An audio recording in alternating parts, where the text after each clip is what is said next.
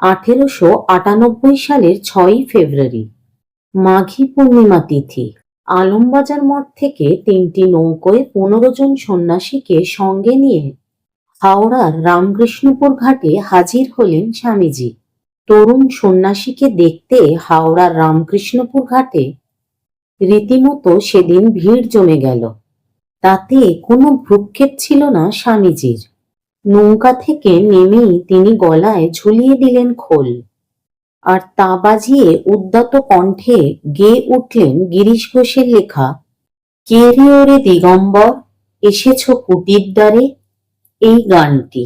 তার সঙ্গে গলা মেলালেন অন্যান্য সন্ন্যাসীরাও। গঙ্গার ঘাট থেকে গান গেয়ে খালি পায়েই চললেন রামকৃষ্ণপুরের নবগোপাল ঘোষের বাড়িতে। নবগোপাল বাবু ছিলেন তৎকালীন একটি মার্চেন্ট ফার্মের চিফ অ্যাকাউন্টেন্ট, শ্রী রামকৃষ্ণের গৃহী ভক্তদের মধ্যে অন্যতম। 1 জানুয়ারি 1886-তে রামকৃষ্ণদেব কল্পতরু হলে নবগোপালকে তার নাম উচ্চারণ করতে বলেন। সে কারণে নবগোপালের মুখে লেগে থাকত জয় শ্রী রামকৃষ্ণের ধ্বনি। নবগোপাল বাবু সপরিবারে রাজাবাজারের কাছে বাদুরবাগানে থাকতেন। নবগোপালের বাদুরবাগানের বাড়িতে শ্রী রামকৃষ্ণদেবের পদধূলি পড়েছিল। 1890 সালের শেষের দিকে নবগোপাল বাবু হাওড়ার রামকৃষ্ণপুরে নতুন বাড়ি করে চলে যান। সেই বাড়িতে রামকৃষ্ণ মঠের অনেক সন্ন্যাসীর নিয়মিত যাতায়াত ছিল। অনেক সন্ন্যাসী গেলেও নবগোপালের বাড়িতে পদধূলি পড়েনি স্বামীজির। শিকাগো ধর্ম সম্মেলনের পর স্বামীজি দেশে ফিরলে নবগোপাল বাবু স্বামীজিকে তার বাড়িতে শ্রীরামকৃষ্ণের মন্দির প্রতিষ্ঠার জন্য অনুরোধ করেন। স্বামীজি নবগোপালের বাড়িতে প্রতিষ্ঠার জন্য বার্লিন থেকে আনা পোর্সিলিনের তৈরি রামকৃষ্ণদেবের একটি মূর্তি এনেছিলেন। সেই মূর্তিটি মাথায় করে স্বামী প্রকাশানন্দজি গঙ্গার ঘাট থেকে নবগোপাল বাবুর বাড়িতে নিয়ে এসেছিলেন। তখন সবাই হাজির হলো ঠাকুর ঘরে। মার্বেল বাঁধানো বেদির ওপর স্থাপিত হলো শ্রী রামকৃষ্ণের মূর্তি। স্বামীজি শ্রী রামকৃষ্ণদেবকে পুজো করবেন বলে স্থির করলেও কি মন্ত্রে তাকে পুজো করবেন তা ঠিক করেননি। সেদিন নবগোপালের বাড়িতে বসেই স্বামীজি রচনা করলেন শ্রী রামকৃষ্ণের প্রণাম মন্ত্র। স্বামীজি বললেন, ওং স্থাপকায় চ ধর্মস্য সর্বধর্ম স্বরূপিণে অবতার বরিষ্ঠায় রামকৃষ্ণায় তে নমঃ।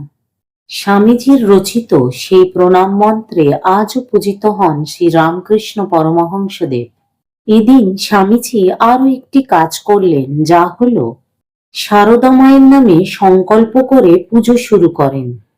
এরপর নবগোপালের বাড়িতে খাবার খেয়ে বিবেকানন্দ খুবই সন্তুষ্ট হয়েছিলেন। নবগোপাল বাবু স্ত্রী নিস্তারিণী দেবীর অপূর্ব রন্ধনে প্রসন্ন হয়ে নিস্তারিণী দেবীর রন্ধনের খুব প্রশংসা করেছিলেন। ফেরার সময় নিস্তারিণী দেবীকে কাছে ডেকে বললেন, আমি সন্ন্যাসী মানুষ, আমার কাছে দেবার মতো কিছু নেই, তবে আমার এই পাগড়িটি সামান্য উপহার হিসেবে দিচ্ছি। 1891 সালে রাজস্থানের ক্ষেত্রীর মহারাজ অজিত সিং এর অনুরোধে তিনি প্রথমেই পাগড়ি পরেন। সেই বেশেই শিকাগোয় ধর্ম মহাসম্মেলনে যোগ দিতে গিয়েছিলেন স্বামীজি। স্বামীজির দেওয়া সেই পাগড়ি আজও সংরক্ষিত রয়েছে নবগোপাল ভবনে। পাগড়িটি ছাড়াও বেশ কিছু ঐতিহাসিক সামগ্রীও নবগোপাল বাবুর পরিবার বংশ পরম্পরায় সংরক্ষণ করে আসছেন। তার মধ্যে রয়েছে সেকালের বিখ্যাত বাদ্যযন্ত্র প্রস্তুতকারক সংস্থা মিলার অ্যান্ড কোম্পানির হারমোনিয়াম, শ্রী রামকৃষ্ণ ও সারদা দেবী ও স্বামী বিবেকানন্দর বিরাট অয়েল পেন্টিং। স্বামীজির পাগড়িকে অমূল্য রত্নের মতো যত্ন করে রেখেছেন রামকৃষ্ণপুরের ঘোষ পরিবার পরম ভক্তি সহকারে। গঙ্গার পশ্চিম পারে আজও অমর এক দিব্য পুরুষের পাগড়ির উপাখ্যান। নবগোপাল ঘোষের প্রপৌত্র অধ্যাপক সুব্রত ঘোষের বক্তব্য, রামকৃষ্ণদেবের সাক্ষাৎ মন্ত্র শিষ্য ছিলেন নবগোপাল বাবু। স্বামী বিবেকানন্দ আর তিনি তাই গুরু ভাই ছিলেন। সারাদিনে একবার গুরুদেবের নাম নিতে হবে, এই ভাবনা থেকেই তিনি বাড়ি করেন রামকৃষ্ণপুরে, যাতে কাউকে বাড়ির ঠিকানা বলতে গেলে আপনা থেকেই মুখে চলে আসে গুরুদেবের নাম। সেই মতো 1880 সালে 22 কাঠা জমি কিনে বাড়ি করেছিলেন রামকৃষ্ণদেবের এই মন্ত্র শিষ্য। সেই সময় 211 টাকা 75 পয়সার মোটা মাস মাইনে পেতেন একটি সংস্থার মুখ্য হিসাবরক্ষক হিসেবে। তার সেই বাড়িতেই শ্রী রামকৃষ্ণের মন্দির স্থাপন করতে 1898 সালের 6 ফেব্রুয়ারি মাঘী পূর্ণিমার দিনে এসেছিলেন স্বামী বিবেকানন্দ।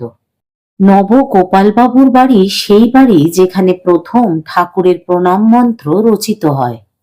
আজ তা সারা বিশ্বের রামকৃষ্ণ ভক্তদের মুখে উচ্চারিত হয়। একই সঙ্গে সেই পুজোর সংকল্প হয় মা শারদার নামে। আজও সমস্ত পুজোয় এই নিয়ম মেনেই মায়ের নামে সংকল্প করা হয়। অর্থাৎ একই ঘরে তৈরি হলো দুটি ঐতিহাসিক মুহূর্ত। কেমন লাগলো জানিও, ভালো লাগলে লাইক করো, সাবস্ক্রাইব না করে থাকলে সাবস্ক্রাইব করো। সকলের মঙ্গল কামনা করে আজকে এখানেই শেষ করলাম।